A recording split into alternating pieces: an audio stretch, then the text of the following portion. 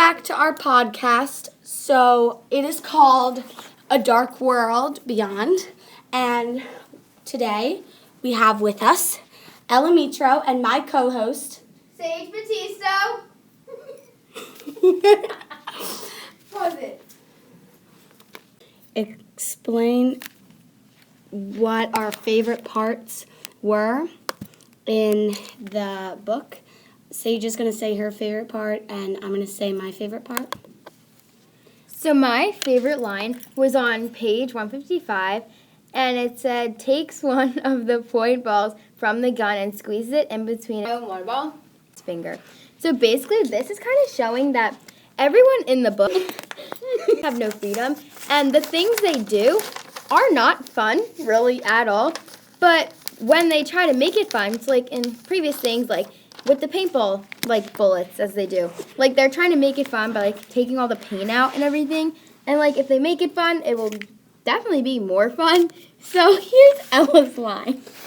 Okay, so adding on to what Sage was saying, like, they don't get much freedom because they're always, I guess, working, you could call it. But when they do, they have a blast. Like, another part, they were skydiving off the top of a building, and they took a zip line down and they jumped off, and when they get the freedom, they can make a lot of fun out of it.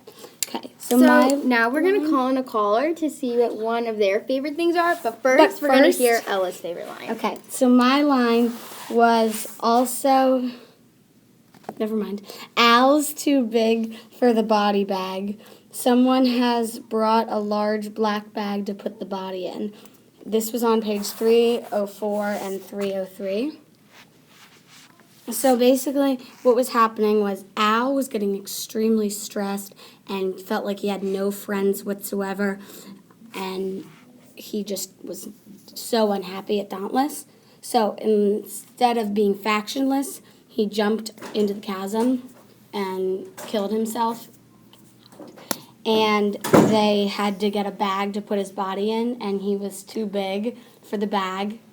So that was my line. So now we're going to take some calls. We're going to have 2 calls, and we're going to have people ask us questions.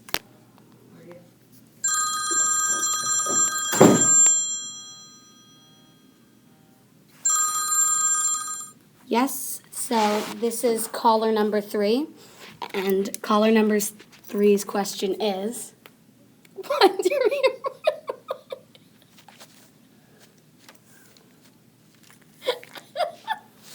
okay, so caller number 3's question is, what are the different factions and what do they mean? So Sage and I are going to both answer this. I will answer what the factions mean, but Sage looks like she's having a stroke, so I think I'll answer both. Okay, so the different factions are erudite, abnegation, amity, factionless, which is if you choose not to be any of them or you decide to leave your faction, you become factionless, and dauntless. Are there any other ones, Sage? I think that's pretty much it. Okay, so it looks like Sage's stroke is over until I said that, so I'm going to keep going. Okay, so Sage is going to explain how you get initiated into them. So for Dauntless, the Dauntless people, like, it's crazy. They jump off buses, shoot guns and everything. It's all about pretty much yourself. Being, like, heroic and everything. Yeah. So then erudite. Oh, wait, and candor. We forgot about candor. Oh, yeah. Sage is going to explain erudite. She doesn't remember erudite, so we're going to skip that one. Sage is going to explain abnegation. I'll explain how you get into all these things. So when you reach, so there's basically a ceremony for everyone that is there and old enough to join. And basically, a lot of families really depend on their kids to pick the same exact faction they were raised in. But, like, a lot of people, most people don't go against it. But, I mean, if you really feel that strongly about switching, people will go against, like, what their family has raised them as. So some people have switched from Amity to Dauntless, and that's a really big change. But I mean, it's like hard for some people. There's like visiting days and everything. But also to get in there, you must cut your skin open with a little knife and let your blood drip into like a little bowl of like sand, water, or whatever represents those like factions. Okay, yeah, so Sage is right. We weren't told in the book what each of the factions represented. We only pretty much knew what Dauntless and Abnegation were. And Abnegation is basically you're all about putting other people in first. And you always want to think about other people before you think about, am I saying the right thing? Is this right? And we also weren't told in the book how you're initiated into all of them except Dauntless. But in Dauntless, you also have to jump off a train, a moving train, and a cliff just to prove that you're worthy and you want to do this to show your commitment. So we're going to take, I think, one more call, and then we're going to wrap up this podcast. Caller number 6 says... Caller number six's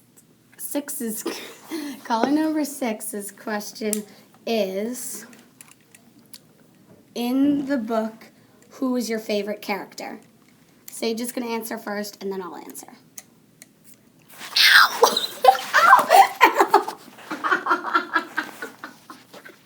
Are you okay? Just close my finger inside. Oh my God, we were so far in. We were only 2 minutes in. Go. We're not stopping. Emma, we already ruined it. Okay, so Sage is going to talk about her character. And we just want to let you know this podcast sucks, but if you don't agree, that's stupid for you. But we're going to keep going because it's a funny day. Sage is having a stroke again. I'll start. My favorite character, and there are no repeats, is Triss. Because she has gone through so much and tried to help. So she came from Abnegation, which is, of course, a hard change. But it's going to hurt me again if I hold that. But so she came from a really hard switch, but she managed to do very well when she switched. And so that was a really hard change for her, but she did pretty well. And she had to switch from thinking about and putting everyone else in front of herself, and she had to learn to be pretty cold-hearted. But she did really well, and she's getting first in rankings. So Sage is going to say her favorite character now. Okay, so we're running out of time, so we need now to explain Utopia versus Dystopia. This one's for a different one. All right, Sage is going to say her first character. All right, pause it.